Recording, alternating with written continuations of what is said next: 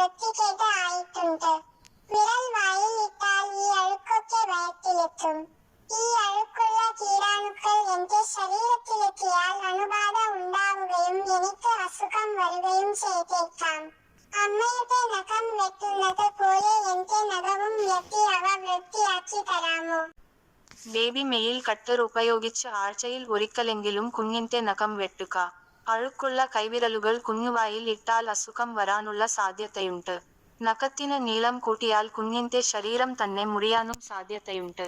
കുളിപ്പിച്ചു കഴിഞ്ഞ ഉടൻ നഖം വളരെ മൃദുവായിരിക്കും എന്നതിനാൽ ആ സമയത്ത് വെട്ടുന്നതാണ് നല്ലത്. കുഞ്ഞ് നല്ല ഉറക്കത്തിൽ ആയിരിക്കുമ്പോഴും നഖം വെട്ടാവുന്നതാണ്. കുഞ്ഞിന്റെ നഖം വെട്ടുമ്പോൾ അബദ്ധത്തിൽ തൊലി കൂടി മുറിഞ്ഞു പോയാൽ ഒരിക്കലും ബാൻഡ്-എയ്ഡ് ഒട്ടിക്കാൻ പാടില്ല. ഒരു നനഞ്ഞ തുണി ഉപയോഗിച്ച് ആ ഭാഗത്ത് ഏതാനും സെക്കൻഡ് പതുക്കെ അമർത്തിപ്പിടിച്ചാൽ മാത്രം മതിയാകും.